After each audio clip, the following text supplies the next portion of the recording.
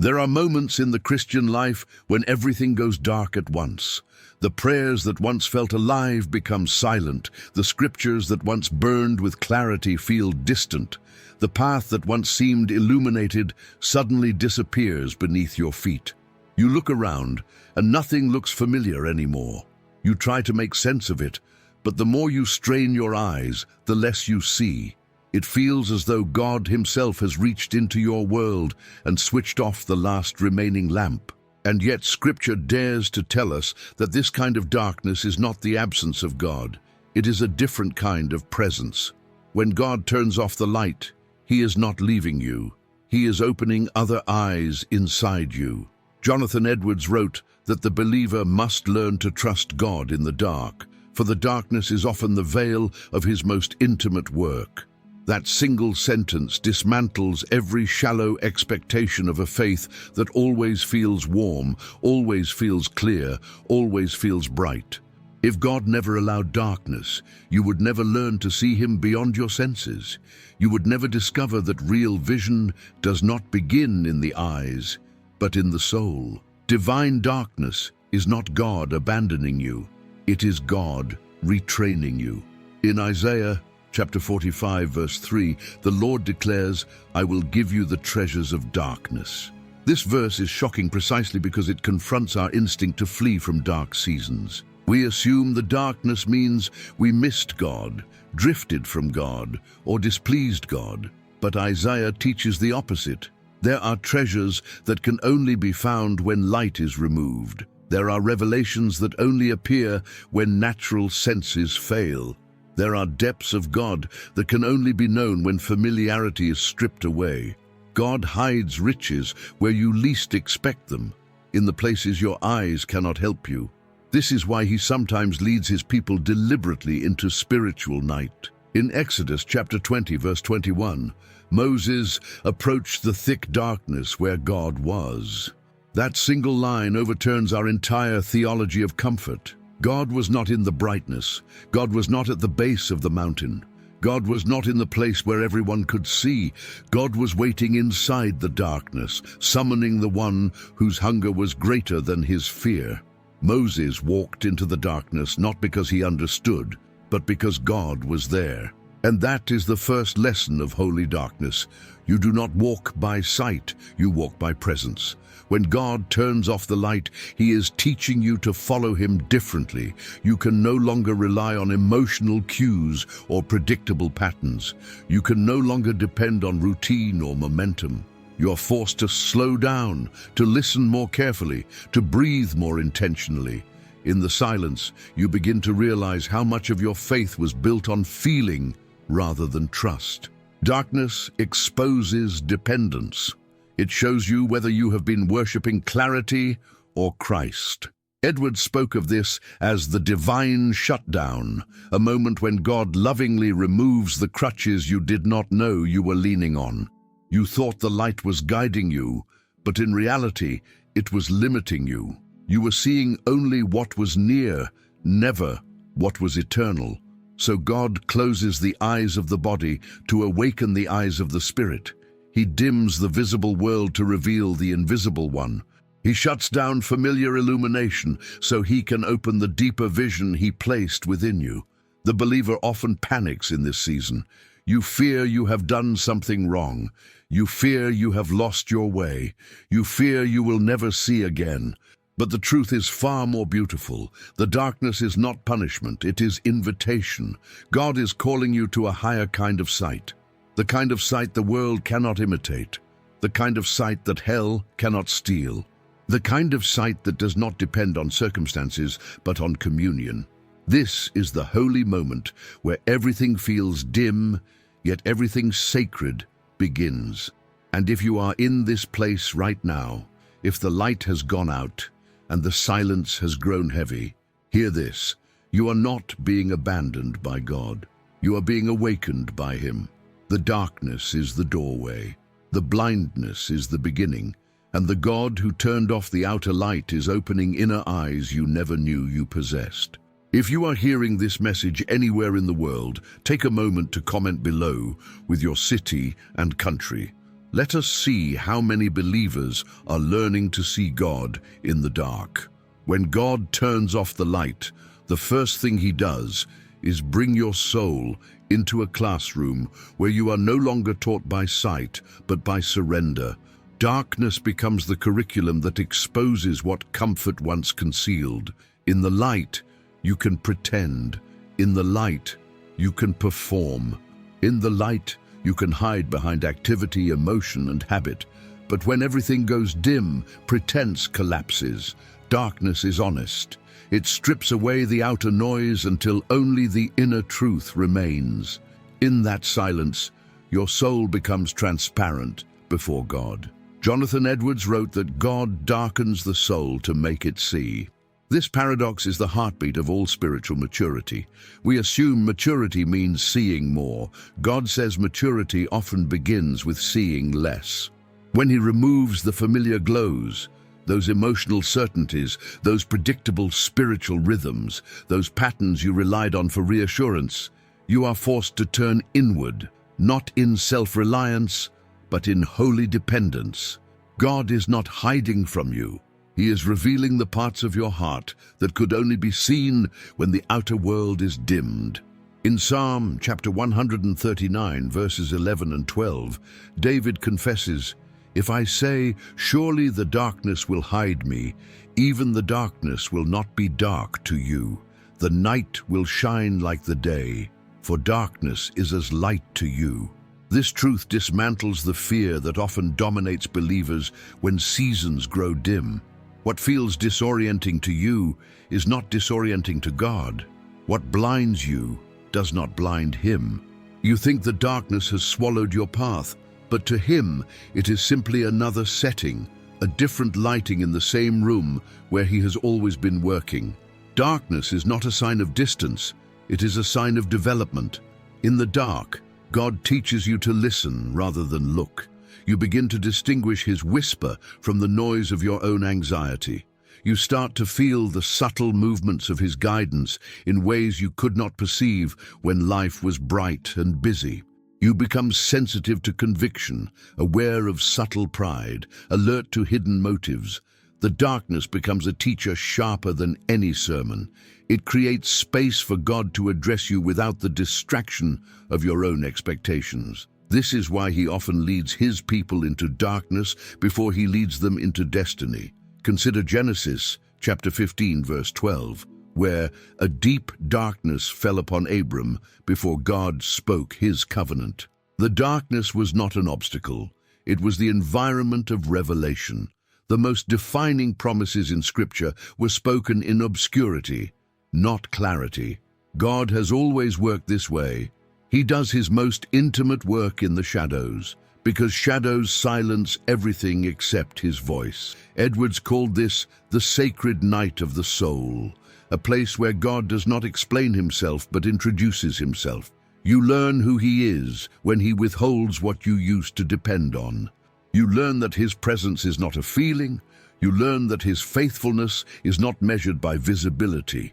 You learn that his guidance is not a spotlight, but a gentle pull. In darkness, the believer stops demanding answers and starts seeking the answerer. You begin to pray not for light, but for him. And something extraordinary happens. The longer you remain in the dark with God, the more aware you become of your own blindness.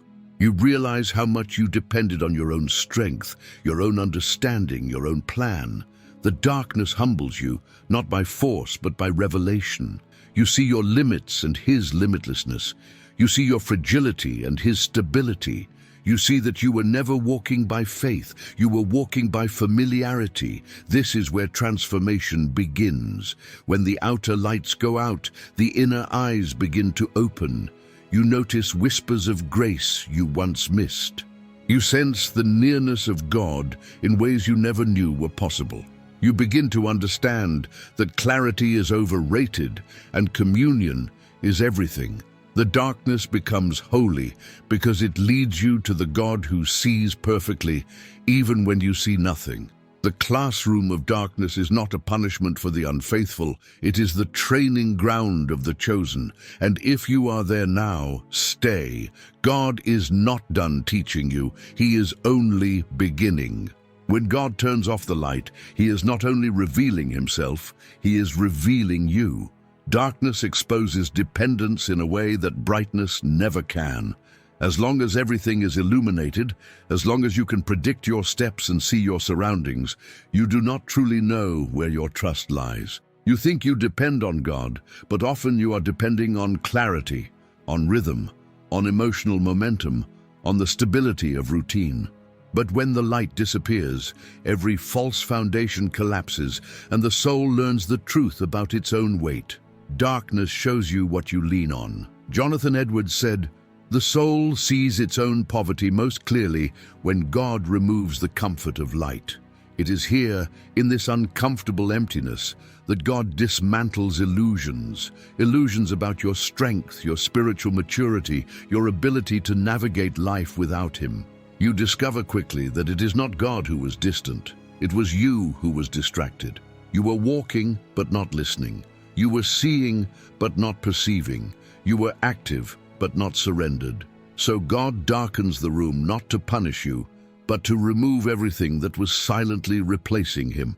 In 2 Corinthians chapter 5, verse 7, Paul writes, "We walk by faith, not by sight." Most believers quote that verse, but few understand the surgery it demands. Walking by sight is easy. Walking by faith is impossible without divine intervention.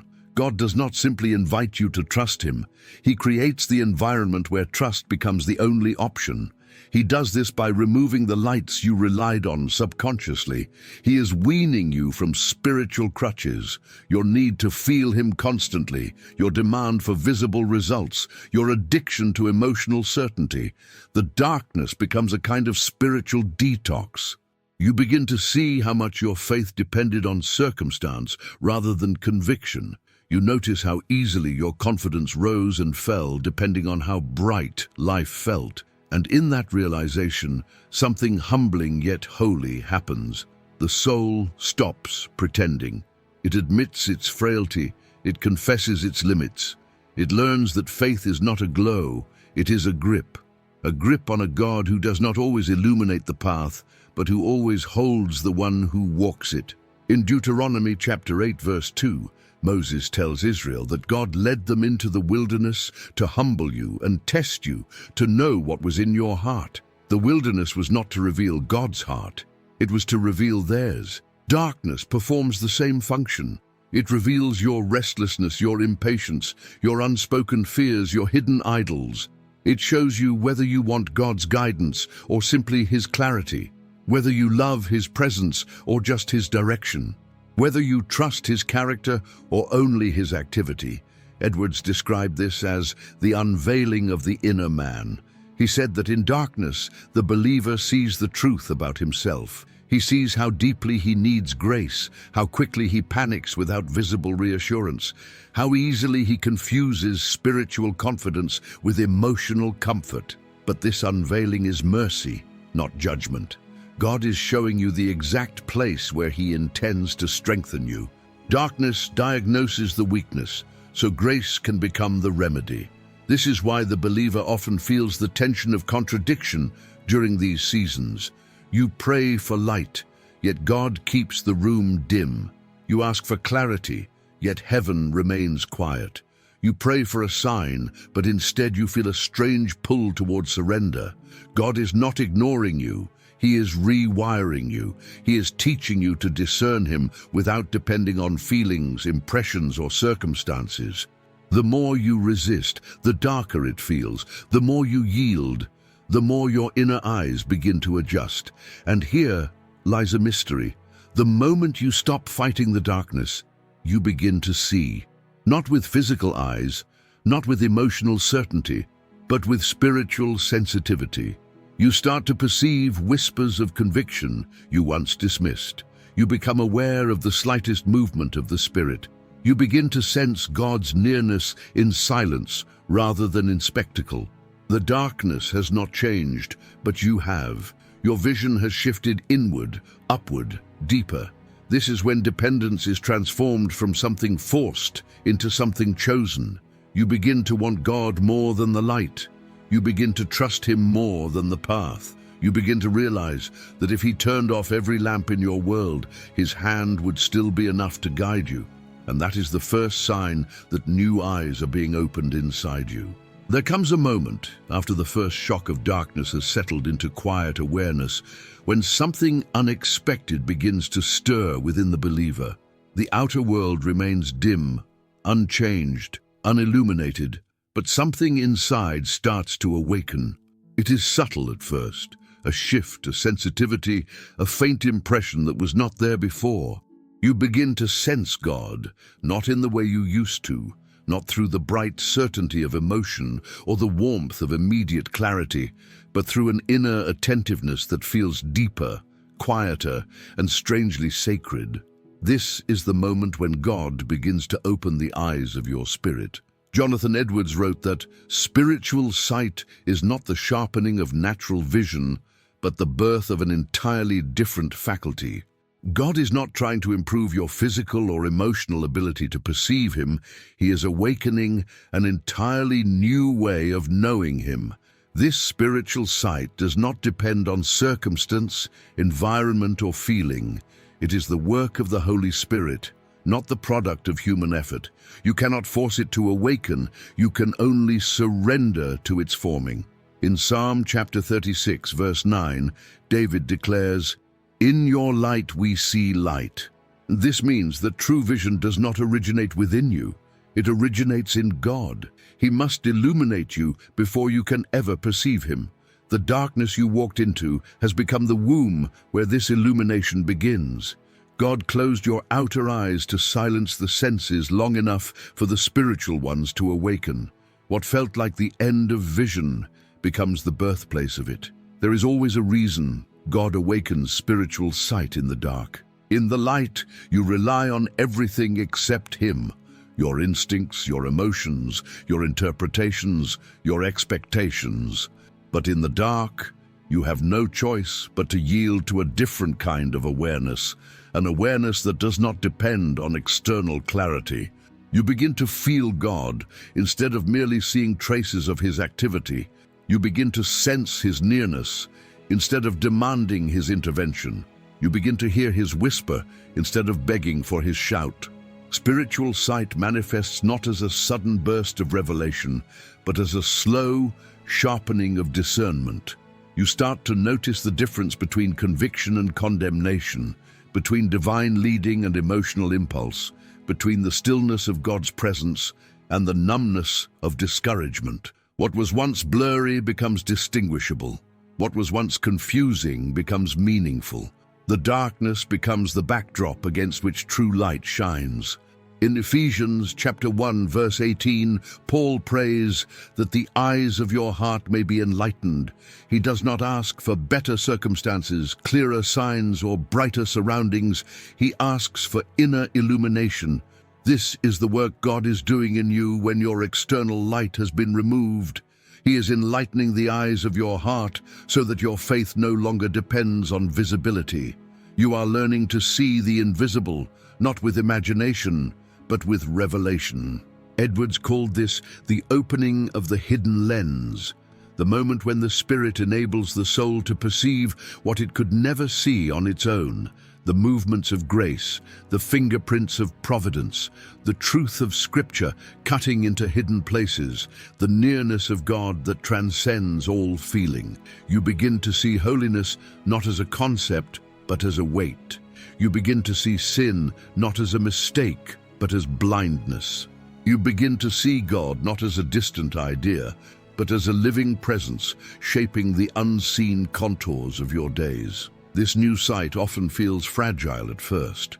You question it, you test it, you examine it. But over time it grows stronger, not because your surroundings grow brighter, but because your surrender deepens. Your spirit begins to respond to God's voice with a kind of instinct you never had before. You no longer need signs to know He is speaking.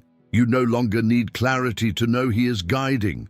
You no longer need light to know He is near. You begin to trust the touch of His hand more than the brightness of His path. And here is the paradox of holy darkness.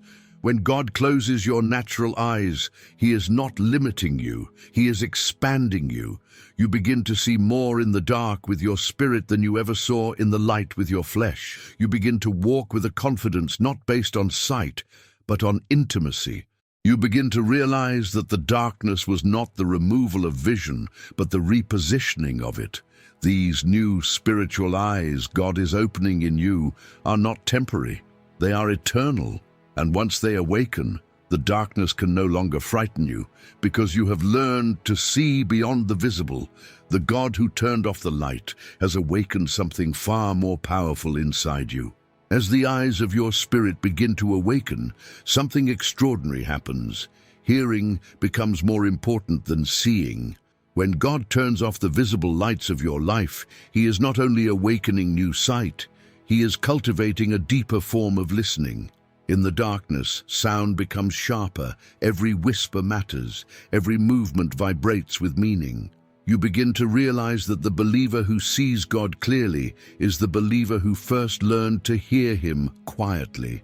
Sight is the reward of those who endure the silence long enough to distinguish His voice from their own thoughts.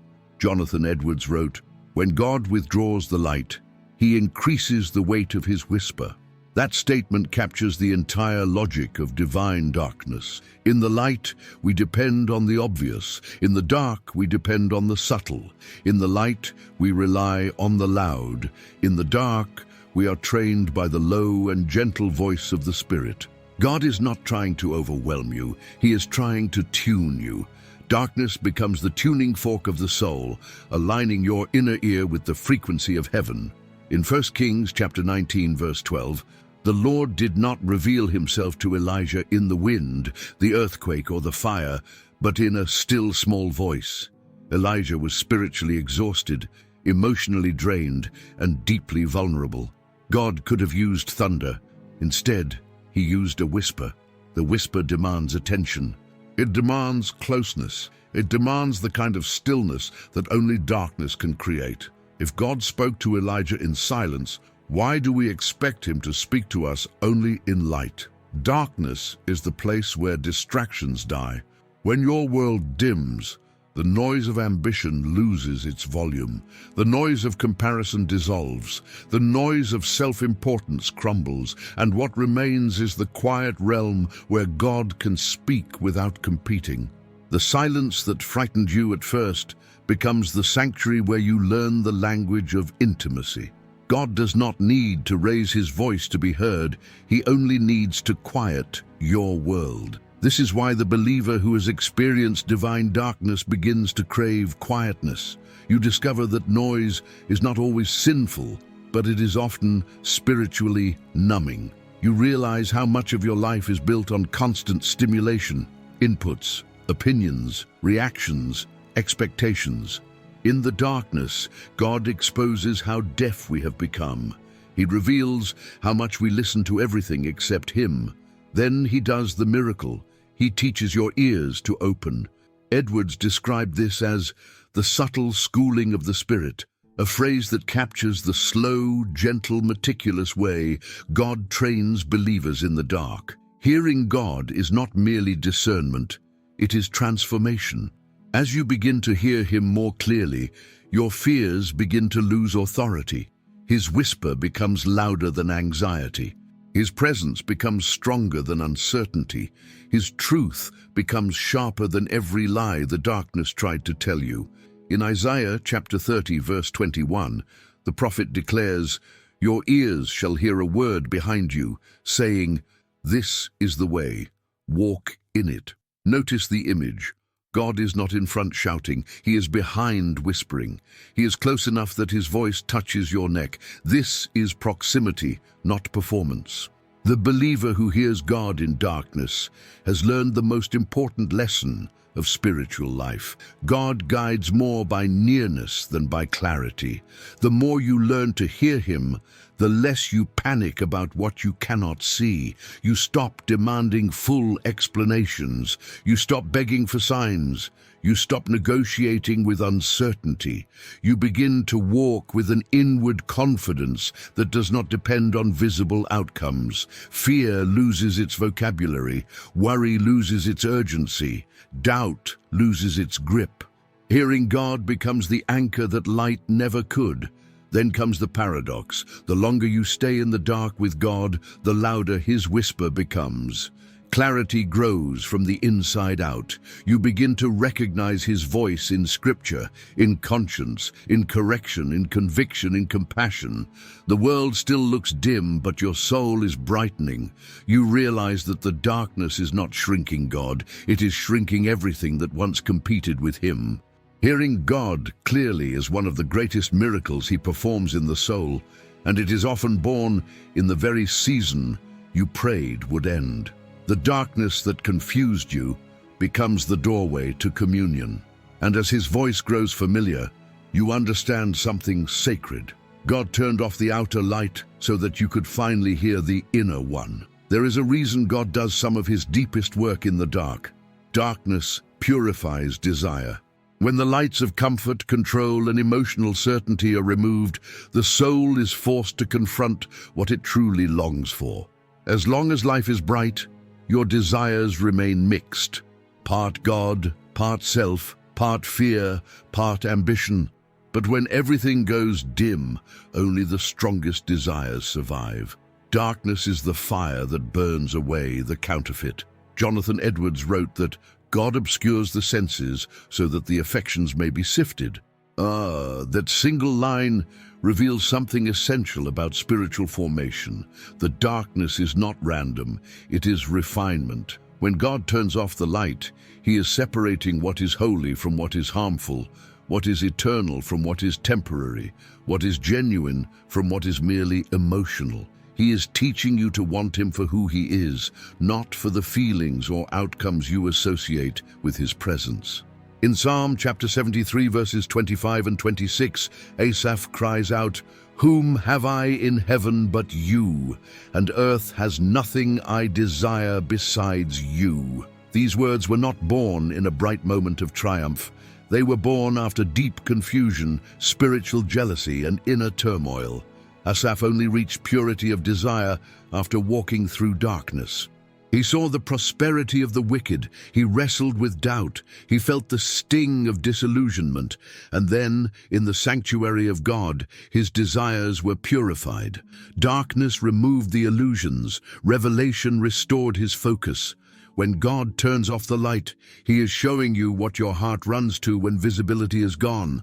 Some run to fear, some run to control, some run to distraction. But the believer who stays in the dark long enough discovers something shocking. The soul begins to hunger for God in ways it never did in the light. This is not emotional hunger, it is spiritual appetite. It is the craving of a heart stripped of lesser loves. The darkness exposes the idols you did not know you had, the idol of feeling close to God, the idol of constant clarity, the idol of predictable outcomes, the idol of safety, the idol of spiritual performance. These idols masquerade as devotion until the light disappears. Only then do you discover that you trusted your emotional experiences more than his character. Only then do you see how much you depended on comfort instead of Christ. Edwards called this the sanctification of desire, a process in which God uses absence to reveal attachment, silence to expose dependency, and darkness to illuminate idolatry. He allows the believer to feel the absence of light, so that the soul may confess, "I want you, not merely what you give. I trust you, not merely how you guide. I love you, not merely how you comfort." This is why darkness often feels like loss. Something inside you is dying, the version of you that relied on superficial devotion, shallow spirituality, and convenient faith. God is not killing your desire for him. He is killing every desire that competes with him. The death feels painful, but on the other side is purity. On the other side is freedom. On the other side is love that has been refined by fire. In Matthew chapter 6, verse 22, Jesus says, "The eye is the lamp of the body, but in seasons of darkness, the lamp is turned off." What then becomes your guide? Not sight, desire, not emotion, devotion, not clarity, surrender. The darkness trains your inner eye to want only what God wants. You stop chasing blessings that fade. You stop pursuing answers that distract. You stop clinging to outcomes that feed ego. Your desire becomes singular, like David's prayer in Psalm chapter 27, verse 4. "One thing I ask of the Lord, this only do I seek, and as your desires are purified, the darkness begins to lose its threat. It no longer frightens you. It no longer confuses you. It no longer defines you. You realize that God has not used darkness to punish you. He has used it to prune you. And the desires that remain after the pruning are the ones that can carry glory. This is the quiet miracle happening inside you. When God turns off the light, He is not diminishing you. He is distilling you. The lesser desires fade, the deeper ones rise, and your soul begins to love God with a purity it never knew before. There is a confidence that comes from clarity, and there is a confidence that comes from communion. The first is fragile, the second is unshakable. When God turns off the visible light, He is dismantling the first so He can rebuild the second. As long as you depend on clarity, your confidence will rise and fall with circumstances. But when clarity disappears and confidence remains, then you know something supernatural has happened inside you. God has rebuilt your strength on something deeper than understanding. He has rebuilt it on Himself. Jonathan Edwards wrote that the soul that trusts God without light possesses a courage the world cannot extinguish. This is the courage God forms in the dark. It is not loud, not impulsive, not self-assured. It is the quiet, steady boldness of a believer who knows that God's presence is more certain than God's visible activity. This courage cannot be manufactured. It is formed only when every natural support has been removed. In Psalm chapter 23, verse 4, David declares, "Even though I walk through the valley of the shadow of death, I will fear no evil, for you are with me." Notice carefully, the confidence does not come from understanding the valley. It does not come from seeing the path. It comes from one truth alone: you are with me. This is the kind of confidence God builds when He turns off the light. A confidence rooted not in comprehension, but in companionship. Darkness dismantles false bravery.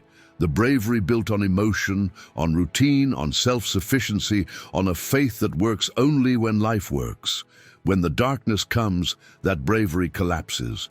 And though its collapse feels like failure, it is actually liberation. You are being freed from courage that depended on control. You are being freed from boldness that was nothing more than optimism. You are being freed from a confidence that depended on your own perception of God, rather than on God Himself. This is why darkness often feels like the crumbling of identity. Something in you that you called strength suddenly disappears. But God is not destroying you. He is stripping away what was mistaken for strength. In the absence of clarity, you begin to discover a different kind of fortitude. A fortitude that prays without feeling, trusts without seeing, worships without understanding, obeys without reassurance. This is the strength that cannot be shaken by storms, because it is not built on weather, but on the rock. Edwards described this transformation as the forging of invisible courage, the slow, holy process by which God teaches the believer to stand in faith even when every outward light is gone. This courage is not dramatic, it is durable. It is not emotional, it is eternal. It is not loud, it is lasting. And because it is anchored in God, not circumstance, it cannot be taken away when circumstances collapse. In 2 Timothy chapter 1, verse 7, Paul writes, "For God has not given us a spirit of fear, but of power and love and a sound mind." A sound mind is not the result of bright circumstances. It is the result of a soul stabilized by God's presence. In the darkness, you begin to experience this sound mind for yourself. Panic loses its grip. Anxiety loses its authority. Fear loses its vocabulary. Not because you understand everything, but because you trust the one who understands all things. Slowly, the darkness that once unsettled you becomes familiar. Not comfortable, but holy. Not easy, but sacred. You begin to realize that God has not left. You have simply learned to recognize him differently. You begin to walk with a confidence that does not demand visibility. You move through life with a steady heart, because the Spirit has matured your dependence into discernment, your fear into faith, your confusion into communion. This inner confidence becomes one of the greatest works of grace in the believer. You no longer panic when answers delay. You no longer collapse when seasons shift. You no longer define God by how much you understand. You no longer rely on emotional light to believe in his love. You trust him because he is trustworthy. You walk with him because he is present. You obey him because he is God. This is the miracle of the dark season. God rebuilds a confidence that no light could ever give you. And once this confidence is reborn, the darkness loses its power over you. You may not see the path, but you are no longer afraid of the journey. The God who turned off the light has become the light within you. There is a profound mystery in the way God works. He often keeps you in the darkness long after you believe you are ready to step into the light. It feels unfair, it feels confusing, it feels unnecessary. But God is not stalling, he is strengthening. He is not delaying, he is deepening. He keeps you in the dark, not because you are forgotten, but because you are becoming. And the becoming is more important to him than the arrival. Darkness becomes the slow and sacred place where God equips the soul for a kind of light it could not handle prematurely. Jonathan Edwards wrote that God withholds the dawn until the soul can bear its brilliance. This means the light you are praying for has a weight, a cost, a responsibility. God will not give you illumination that will overwhelm you, exposure that will cripple you, or revelation that will burn you. He prepares your soul through darkness, so that when the light comes you can stand under it without collapsing. What feels like a delay is actually protection. In Malachi chapter 3 verse 3, the Lord is described as a refiner and purifier of silver. A silversmith keeps the metal in the fire until every impurity rises to the surface, but not a moment longer than the metal can bear. In the same way, God keeps you in the darkness until the inner impurities, fear, pride, impatience, self-reliance, have been exposed and surrendered. The darkness is the refining fire. And when God sees his reflection forming in you, he knows the time is nearing for the dawn. But before the dawn comes preparation. Darkness has a way of training the soul for endurance, humility, and sensitivity to God's presence. If God had answered your prayers the moment you demanded clarity, your faith would have remained shallow. If he had illuminated your path before your heart was surrendered, you would have walked with arrogance instead of reverence. If he had revealed your future before teaching you to hear his voice, you would have trusted the revelation instead of the revealer. The darkness ensures that the gift will not become your God. In Psalm chapter 30 verse 5, we are told weeping may endure for a night, but joy comes in the morning. But what most believers forget is that the night is not passive, it is formative. The night teaches endurance, dependence, and sensitivity. The night cleanses the heart of counterfeit strength. The night quiets the soul long enough for the spirit to rewrite its desires.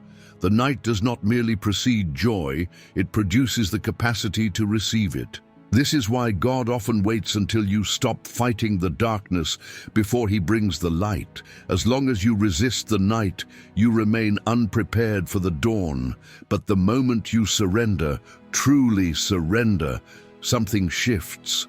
The darkness no longer feels like a prison, it becomes a cocoon. You begin to understand that you are not being confined, you are being transformed.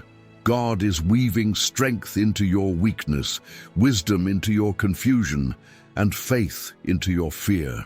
Edwards described this process as the making of a vessel that can carry glory. A vessel must be shaped, stretched, refined, and tested before it can hold anything of value. The same is true of the believer.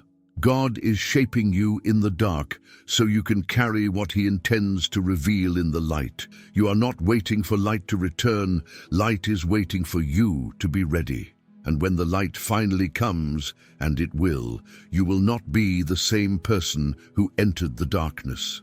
You will be stronger, steadier, more sensitive to the Spirit, more aware of God's presence, more anchored in His Word. You will step into the light not with pride, but with gratitude, not with entitlement, but with reverence, not with fear, but with maturity. The darkness will have done its work, and here lies the secret. The purpose of the darkness was never to break you, it was to build you. When God keeps you in the dark, He is not holding you back. He is preparing you for a future that requires a deeper, stronger, purified version of you. The dawn He is bringing is real, but the version of you who will walk into it is being crafted right now. When the dawn of God finally returns, and it always returns, it does not simply illuminate your surroundings. It reveals who you have become. The light does not expose the darkness you endured. It exposes the transformation the darkness produced. When God turns the light back on, you see two things at once: how different the world is and how different you are. The dawn is not merely a change of environment, it is an unveiling of identity. Jonathan Edwards wrote that light after darkness is not a restoration of sight, but the revelation of a soul reordered by grace. This means that the morning God brings is not about clarity, it is about maturity. It is not about giving you directions, it is about showing you what the darkness has done to your heart. You step into the light not as the person who begged for it, but as the one who has been shaped for it. In Isaiah chapter 60 verse 1, Scripture declares, "Arise, shine, for your light has come, and the glory of the Lord rises upon you." This is not merely a poetic command, it is a spiritual unveiling. You do not shine because you walked into the light. You shine because the light walked into you in the darkness. The glory of God does not rest on those who never entered the night. It rests on those who survived it with surrender. When God turns the light back on, you begin to see with new eyes the very path that once terrified you. What looked chaotic now looks constructed.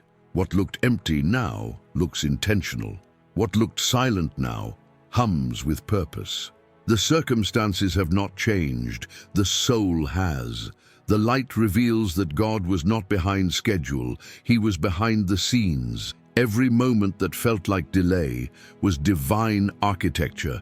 Every season that felt wasted was holy preparation. Every unanswered prayer was a seed that needed darkness to germinate. This is the strange mercy of God. He allows you to interpret your life only after He has transformed you. If He had shown you the meaning of your path too early, you would have misinterpreted it. You would have attributed victory to your strength, provision to your planning, growth to your discipline. But now, when the light returns, you see clearly that everything was grace. Even the darkness was grace, especially the darkness was grace. In Psalm chapter 18, verse 28, David confesses, "You, Lord, keep my lamp burning. My God turns my darkness into light." Notice the order. God does not remove the darkness first. He sustains the lamp within it. Only after the internal flame is strengthened does He transform the darkness into light. The dawn is not given to rescue you from desperation. It is given to crown your dependence. You are not stepping into the light as someone who conquered the night, but as someone who was carried through it. Edwards spoke of this as the second illumination, the moment when the believer not only perceives God again, but perceives Him differently.